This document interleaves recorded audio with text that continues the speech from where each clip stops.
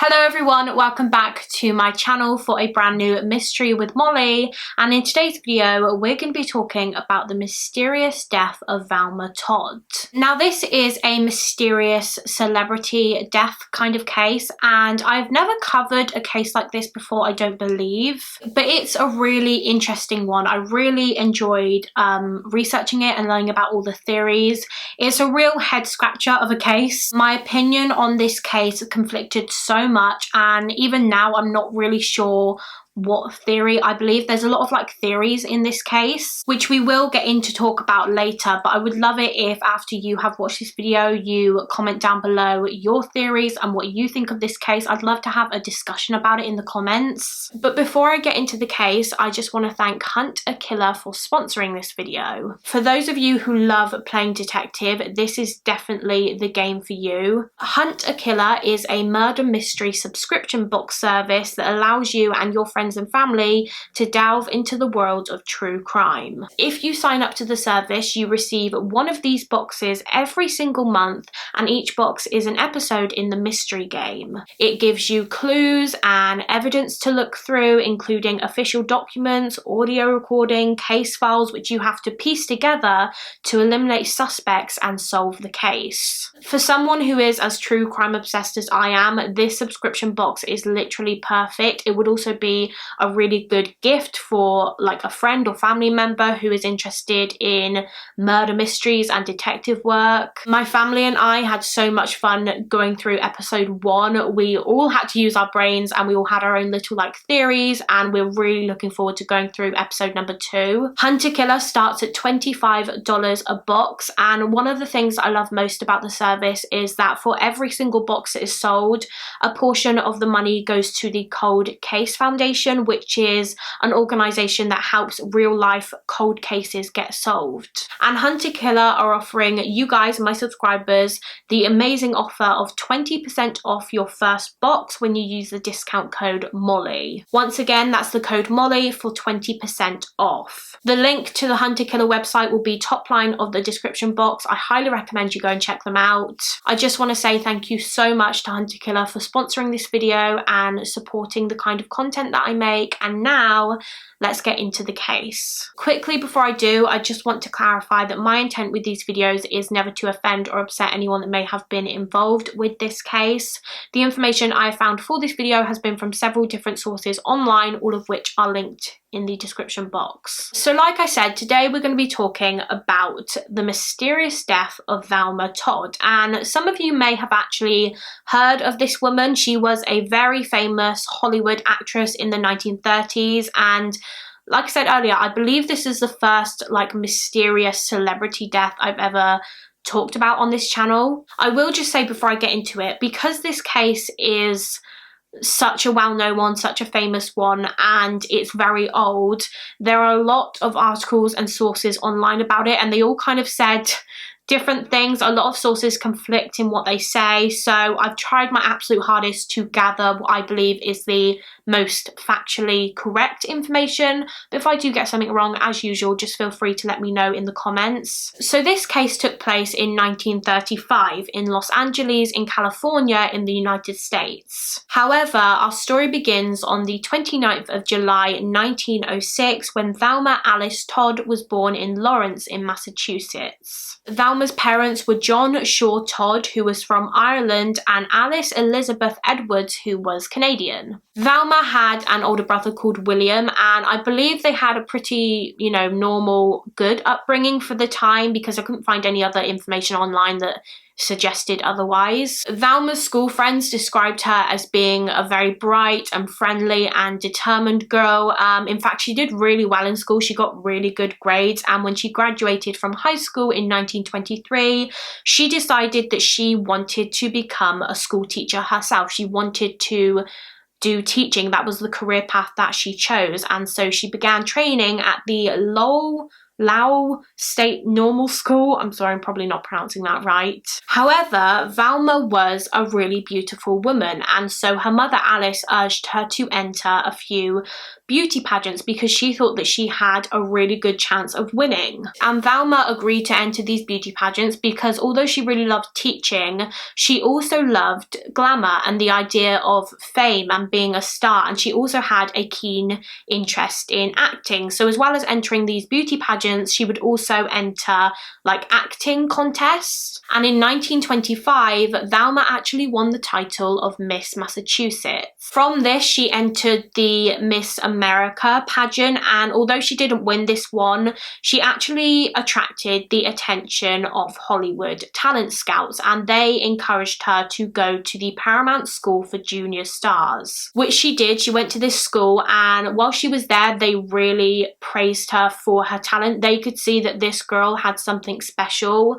However, they did tell her to try and keep her weight down if she wanted to be in movies. Thelma started out appearing in silent films, and the directors made full use of her beauty and her looks, but they didn't really give her the opportunity to act as much, and she really wanted to do acting because she really loved it and she was good at it. And she was soon signed by a producer who was called Hal Roach, and he was the man that directed Laurel and Hardy. He signed her and she began appearing in short comedies where she played with another woman named Patsy Kelly, and the two became like a female comedy duo. One woman was the clown, which was Patsy Kelly, and Thelma played the role of the sensible friend, and together they would work their way out of comical situations. There are some clips of Patsy and Thelma playing these roles, so if I can, I'll play a few clips now. Now remember, Patsy, an air hostess is always on her dignity, the customer is always right, and service with a smile. Did you get what I said? I've been getting it every night for a week.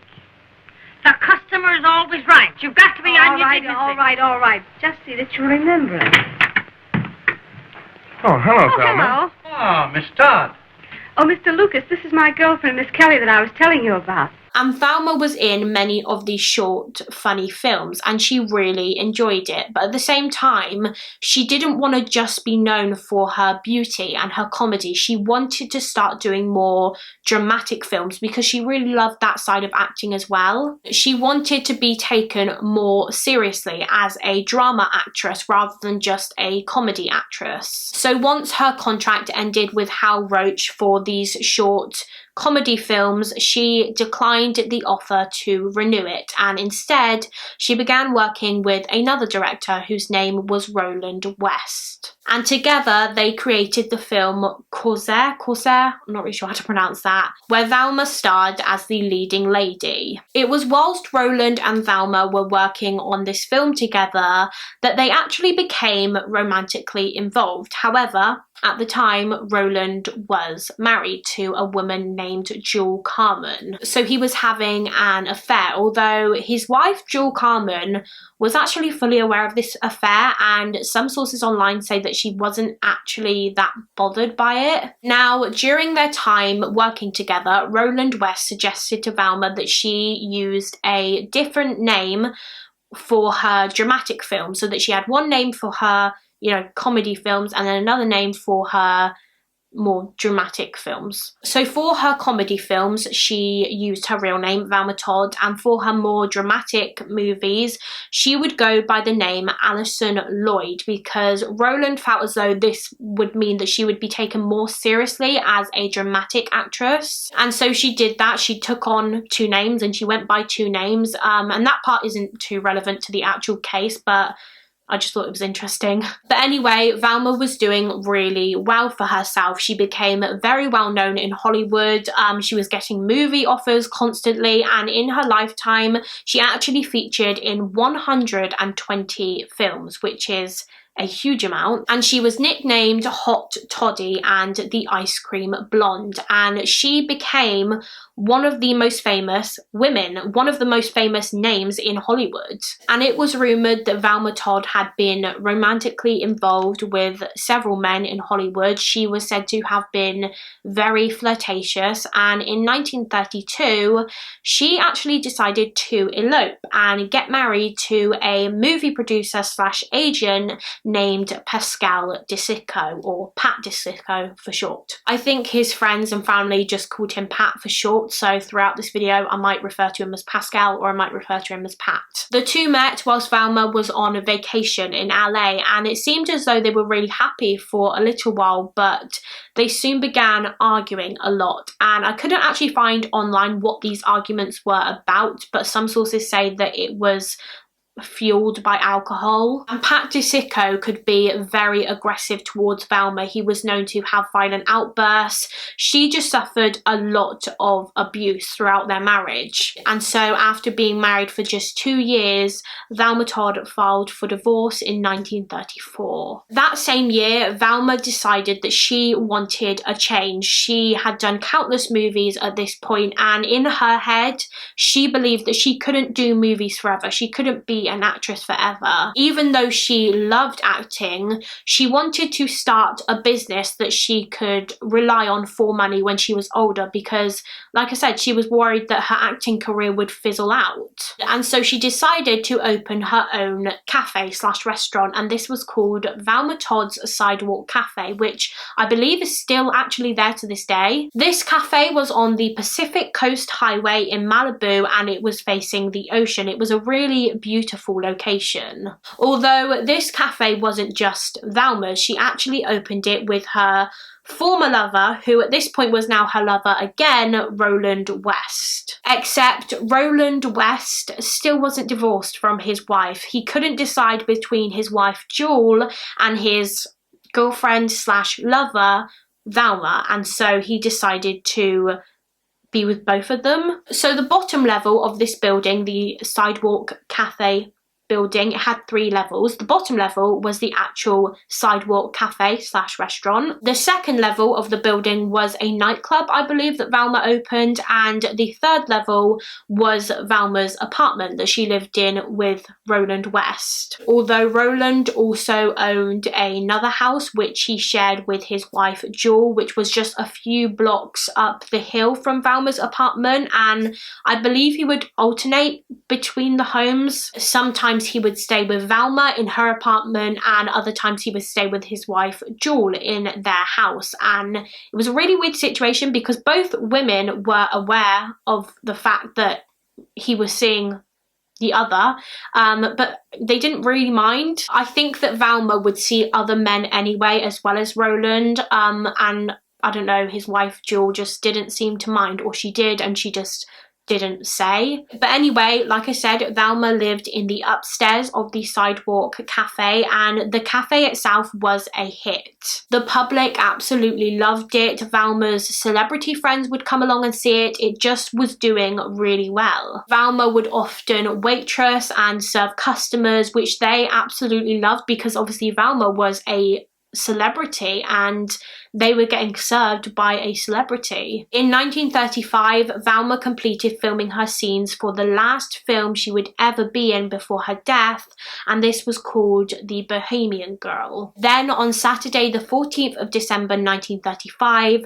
Thelma was getting ready with the help of her maid May Whitehead to go to a party at the Trocadero Cafe, which was a cafe in West Hollywood. I hope I'm pronouncing that right. And this party at the Trocadero Cafe was hosted by 2 other people that Thelma knew in the business, and they were called Ida Lupino and her father Stanley Lupino. So Thelma got dressed in a blue and silver sequin gown, and around 8 p.m. her and her mother Alice were just about to leave to go to this party. I don't believe that her mother Alice was going to the party. I think she was just getting dropped off off somewhere else on the way, and then Velma would go to the party alone. And just as Velma was getting into her limo that was driven by one of her regular drivers named Ernie Peters, Velma's lover, Roland West, approached Velma and he told her to make sure that she was home by 2 a.m. and no later. But Velma Todd wasn't one to be bossed about, and so she jokingly responded saying she'd be home at 2:05 a.m. instead.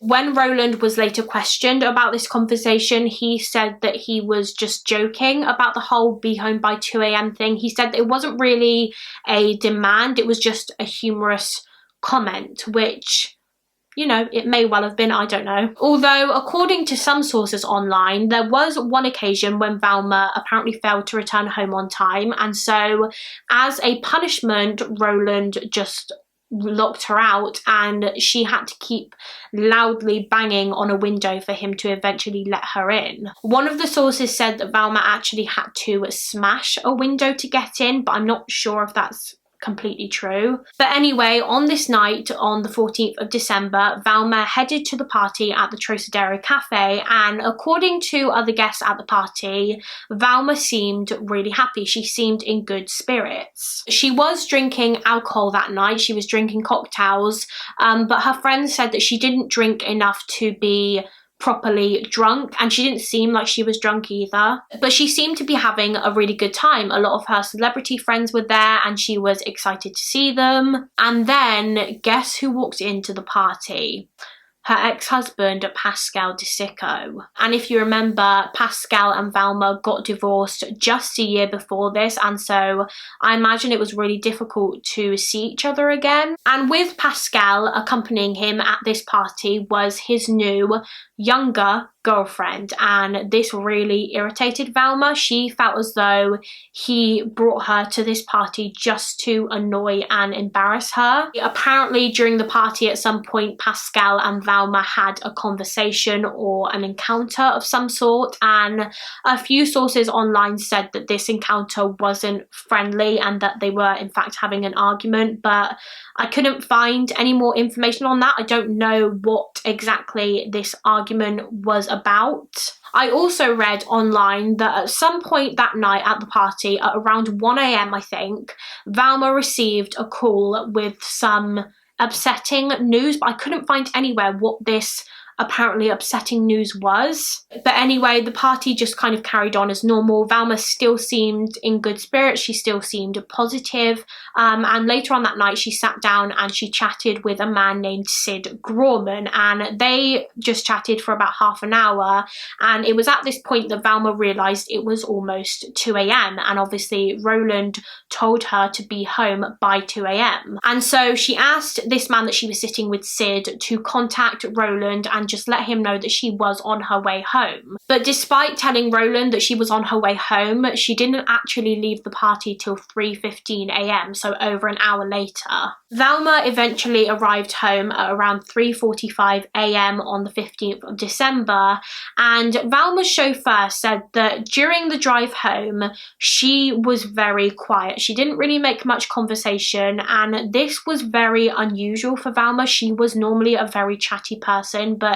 it just seemed as though she didn't want to talk. And also when they eventually got home and Velma's chauffeur dropped her off, she declined his offer to walk her to the door of her apartment, which again, she didn't usually do. More often than not, she would let the chauffeur walk her to her door, but for some reason on this night, she just said no. And Velma's chauffeur is the last definite person to see Velma Todd alive in the early hours of the 15th of December.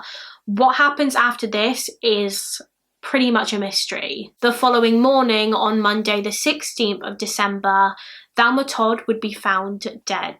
At 10:30 a.m. that morning, Velma's personal maid, May Whitehead, went to the garage where Velma kept her car, which was about a block away from her apartment, I believe. May would drop off her own car at the garage every single morning and then pick up her boss, Velma's car, which was a Lincoln Phaeton, and she would drive it down to the Sidewalk cafe for Velma to use. When May got there, she noticed that the garage door was shut, but it was unlocked, and when she went inside of the garage, she saw her boss, Velma Todd, slumped over the steering wheel in her car. At first, May thought that she was just sleeping, but as she got closer, she realised that her boss, 29-year-old Velma Todd, was actually dead. So the first thing that May did was she notified the Sidewalk Cafe's manager, Mr. Schaefer, who contacted the police. I believe that Mr. Schaefer was also the one to let Velma's boyfriend, lover, Roland West, know about her death as well. So the investigators arrived at the scene and they found that Velma Todd was wearing the same dress and coat that she was wearing on the evening of the 14th of December when she went to the party at the Trocadero Cafe.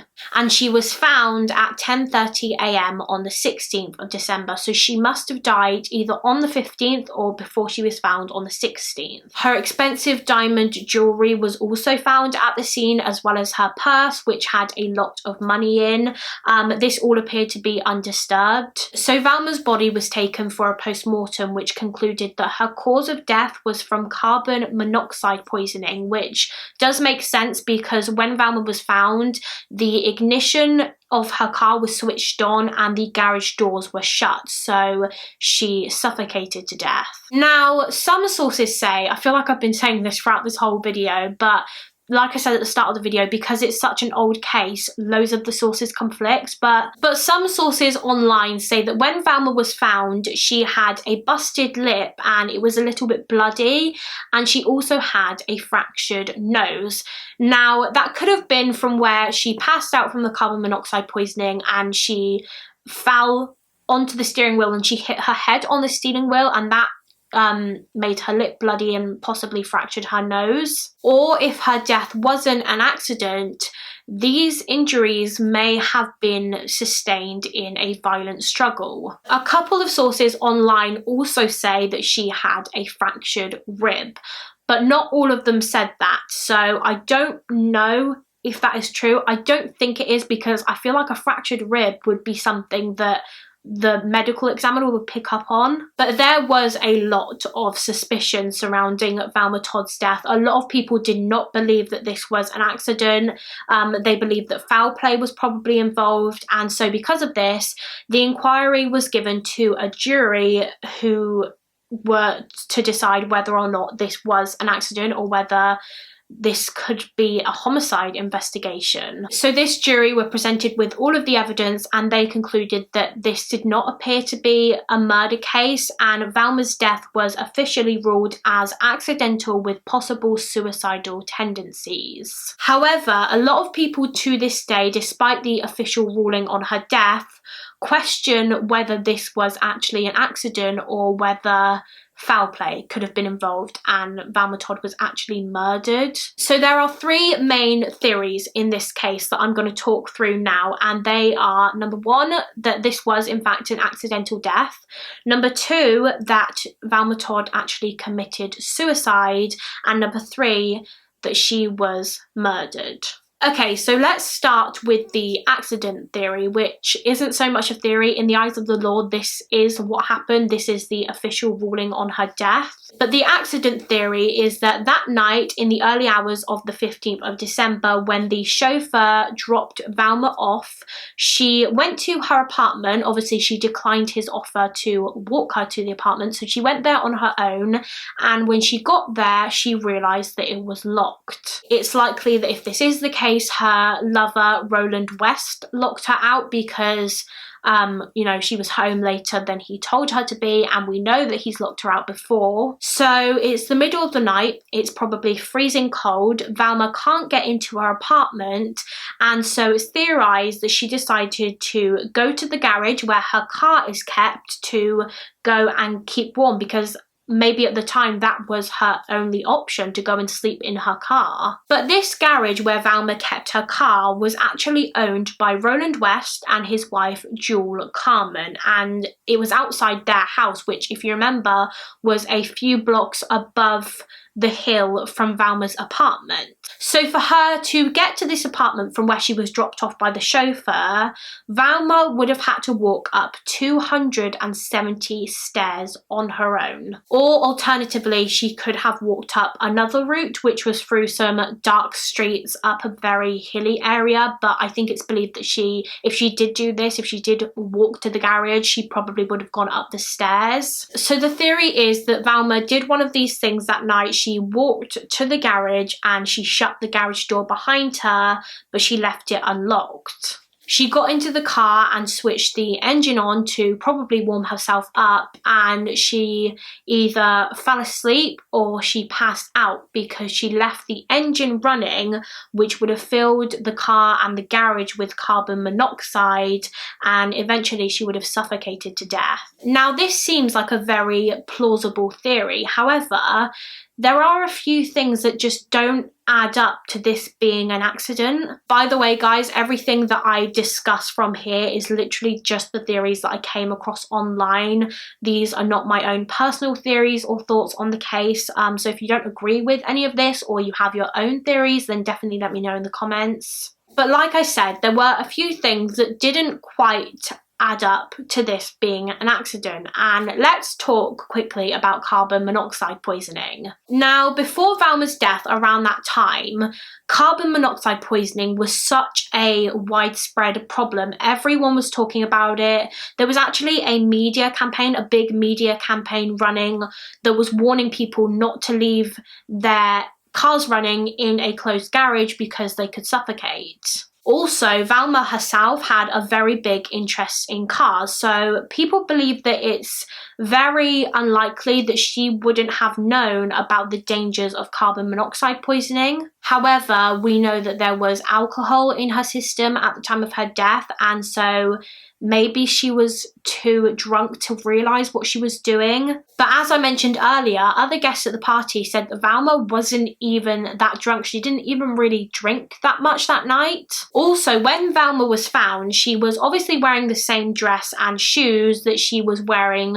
to the party at the Trocadero Cafe the day before. And if she did walk up those 270 steps to the garage in the middle of the night, it would have been windy, it would have been dark, it would have been a big hike almost. You would think that after this walk she would have some dirt or, damage or wear and tear to her shoes. She was wearing high heels, I believe. But no, her shoes were in perfect condition. And some of you may be thinking, well, maybe she took her shoes off. Maybe she decided to walk barefoot up the steps, but her feet were actually completely clean and her stockings weren't damaged in any way at all. Which again, you'd think that they would be in some way if she had walked up those steps. Also, like I said, it would have been windy that night, so if she did walk, it's likely that her hair would have been messy, but no, again, that was completely normal. In fact, it was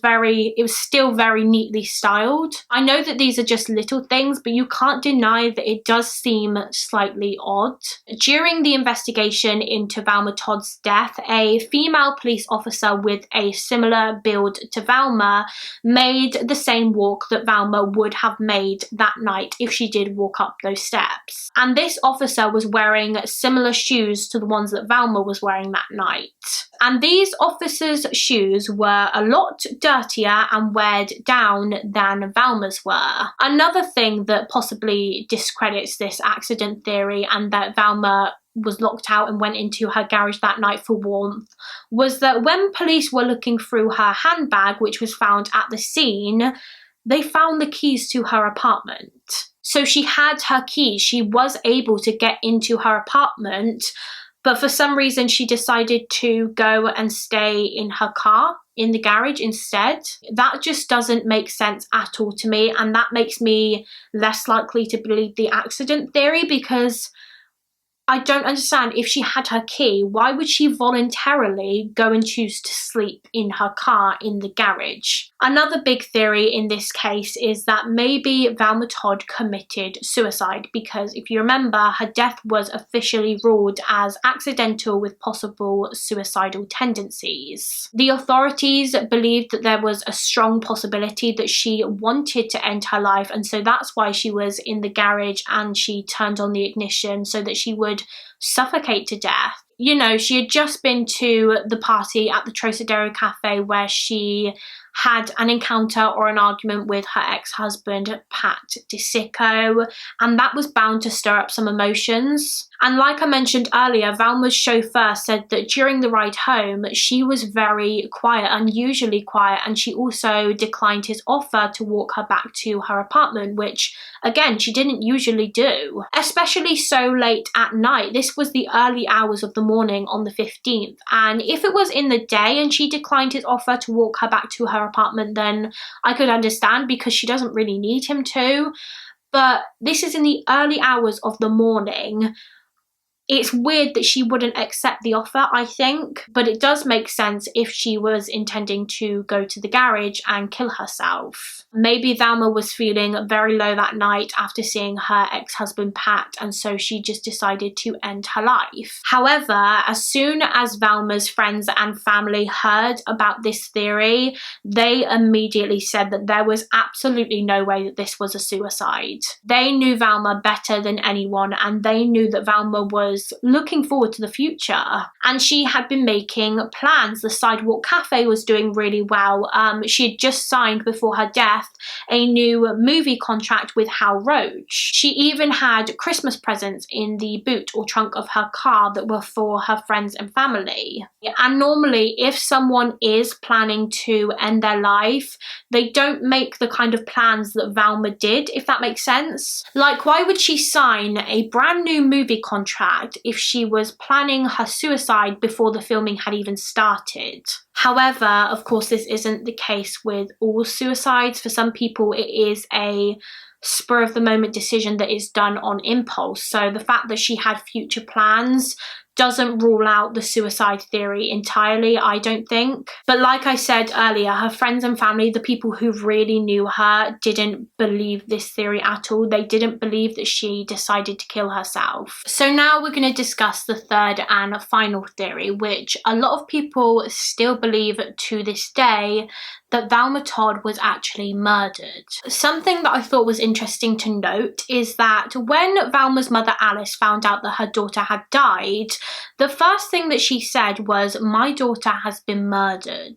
Now, I find that really interesting because, of course, at this point, it was probably only a few hours after Thelma's body had been found, so no one even knew how she died at this point. So why did Alice jump straight to the conclusion that Thelma had been murdered? Does she know something that we don't know? Apparently, Alice later took this back and believed that Thelma's death was in fact accidental, but I just thought it was interesting that this was her initial reaction. So when the coroner first conducted his autopsy report on Thelma's body, he stated that she probably would have died sometime between the hours of 6 AM and 8 AM on the morning of the 15th of December, and then she was obviously found the next morning on the 16th. However, there were a few people who came forward when this information about her time of death was released, saying that she couldn't have died between those hours because I saw her, or I spoke to her when she was supposedly dead. The first being a woman named Martha Ford. Now, Martha Ford and her husband Wallace Ford were, I believe, friends with Thelma, and they were due to be throwing a party on the 15th of December, so the day before Thelma's body was found, and Thelma was invited to this party. And Martha came forward after Thelma's death and said that on the 15th of December, she spoke to Thelma on the phone, and Thelma said that she would be attending the party soon and that she was bringing a surprise guest. According to the coroner's report, at the time that this phone call took place, Velma would have already been dead. So it's possible that this was just an imposter making this phone call and pretending to be Velma Todd, because she was a very famous person. Now, obviously it's up to you whether you believe this was actually Velma Todd on the phone. But like I mentioned, Martha said that Velma said she would be at the party soon and she would be bringing a surprise guest. But obviously she never ended up going to the party. But people theorise that this surprise guest could have possibly been a man that Velma was seeing at the time. But no one knew who he was. So could it be possible that this man, this surprise guest, could have had some involvement in Velma's death? The other person that came forward to say that they saw Velma Todd on the day that she died was Jewel Carmen, the woman that was married to Velma Todd's lover, Roland West. Jewel came forward to the police and she told them that on the 15th of December, the day that she died, she saw Velma Todd in the passenger seat of a car that was being driven by an unknown man. But a lot of people don't quite believe what Jewel said, and one of the reasons for this was because Jewel said that when she saw Velma in the car with this unknown man, she was wearing a hat. But no hat was found on Velma's body or like around the scene when she died. Although I don't think that this completely discredits her story, because if what she's saying is true, then this unknown man could just have Velma's hat. But another reason why people don't quite believe Jewel is because, like I've said, the coroner said that at that time, Velma Todd would have probably already been dead. But I think some people theorise that maybe Jewel Carmen had some kind of involvement in Velma Todd's death. You know, she was the wife of Roland West and Roland was seeing Velma. Maybe Jewel was very jealous, understandably, and she wanted to get rid of Velma. And so to get the suspicion away from her, she decided to come up with this story of seeing Velma with an unknown man. And something that does kind of back up these claims that Velma may have gone somewhere else before she died is the fact that during her autopsy, the medical examiner found that there were peas and carrots in her stomach that had only just started to digest at the time of her death. However, the party that she went to that night at the Trocadero Cafe didn't serve peas or carrots. So after the chauffeur dropped her off that night, could Velma have gone somewhere else with someone else and eaten peas and carrots with a meal, and then something happened to her after that? It was also found that she had a blood alcohol level of 0.13 when she died, but the other guests at the party said that she definitely didn't drink enough to be that level of drunk, and that indicates, just like with the peas and carrots, that she went somewhere else for food and drink after the party that night. Something else that suggests that Velma Todd's death could have been more sinister is that apparently not long before she died, Velma had been receiving multiple threatening letters from someone anonymous. These letters were demanding $10,000 from Velma, and they said that if she didn't pay up, she would be killed. Some of these letters also threatened to, quote, wreck that Santa Monica cafe of yours. However, the men who wrote these letters were eventually caught and arrested and charged, and I'm pretty sure they were in jail at the time of Velma Todd's death, so that completely rules them out, obviously. And I think that if foul play was involved in Velma's death, it would have been someone that was close to her, someone that knew her personally. And that brings us to the first suspect, Velma's business partner and lover, Roland West. People theorise that maybe that night when Velma got home from the party, she was obviously home a lot later than Roland told her to be home by, and so people believe that maybe he got really angry with her and he murdered her, and then he tried to cover it up by putting her body in the garage because it was his garage. Just as a side note, something that I found really strange about this whole case when I was researching it is that Okay, so the party at the Trocadero Cafe that Velma went to was the 14th of December, the evening of the 14th of December.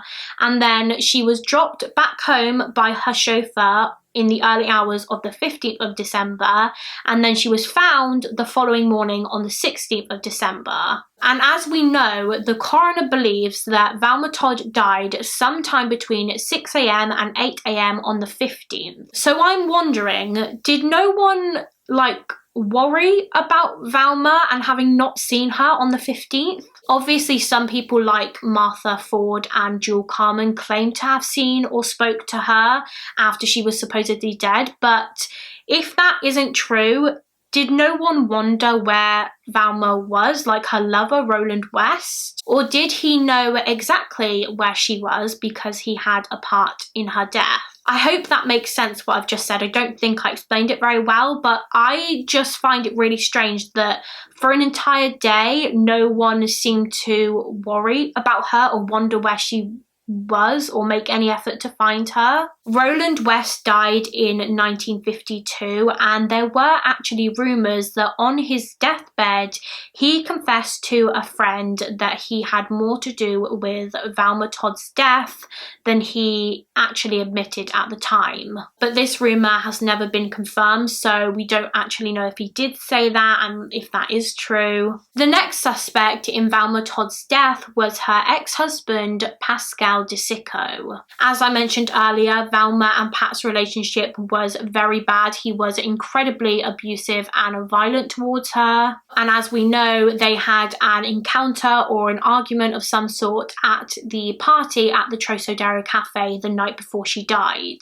Is it just a coincidence that 2 days later Velma Todd is found dead? Another suspect that possibly ties in with Pascal DiCicco was a man named Lucky Luciano. Lucky Luciano was a New York mobster, and before Velma Todd's death, Luciano had apparently said to Velma that he wanted to turn her cafe and nightclub into an illegal gambling casino. And sometime before her death, Luciano took Velma out for dinner and tried to persuade her to let him do this, to let him turn her cafe and nightclub into an illegal gambling casino. And she was overheard being very firm with him and saying no. It's possible that with his mob connections, he could have had her killed or could have killed her himself and then staged it as an accident in her garage. I also read on a couple of sources online that Lucky Luciano and Pascal DiCicco could have been in it together because Pat was also apparently an alleged mobster, and this theory is actually one of the most believed theories surrounding Velma Todd's death. Something that does suggest that foul play could have been involved is that when Velma was found, she had a bloody, busted lip, and some sources, like I said earlier, said that she also had a fractured nose and fractured ribs. But again, I don't know if that is true. But if she did have these injuries, that suggests a violent struggle. However, none of these murder theories have ever been proven, and in the eyes of the law, this case is solved and Velma Todd's death was accidental. But what do you think? Do you think that her death was accidental, or do you think that foul play could have been involved? Okay, so here's my thoughts on the case. After doing all of my research, I do not think that Velma Todd committed suicide. I just don't think that she did. You know, she had plans for the future. She had Christmas presents. She just signed a new movie contract. I personally don't think that she decided to kill herself. But I am so stuck between the murder theory and the accident theory because although it has been officially ruled as an accidental death, I feel like there's so many things that just don't add up, so many little things. The first one being the fact that her key was found in her handbag, and if it was an accident and she went into the garage to keep warm, I mean, why would she do that if she had her key in her handbag? I really don't understand that. I think if she didn't have that key, I would be more inclined to believe the accident theory. but I really don't know. Please do let me know in the comments your thoughts and opinions and theories on the case, because I am so stuck. I really don't know what to believe. But yeah, that is the end of this video. That was the mysterious death of Thelma-Todd. Please let me know if you enjoyed this video, because I really enjoyed researching it. I really liked learning about all the theories, and I really like having a discussion with you guys about cases like this in the comments. So if you liked this kind of video about mysterious celebrity deaths, then definitely let me know and I can 100% do more. In fact, give me your suggestions for mysterious death cases. Before I go, I just want to give a special shout out to the members of my Patreon. Thank you so much for your support, guys. If anyone else wants to become a member of our little Patreon family, the link is always in the description of this video. Once again, thank you so much to Hunt a Killer for sponsoring this video. Remember to use the code Mollie if you want to receive 20% off your first box. Thank you guys so much for watching. If you enjoyed this video, make sure you give it a thumbs up and subscribe if you haven't already. And I will see you again very, very soon for another mystery with Mollie. Bye!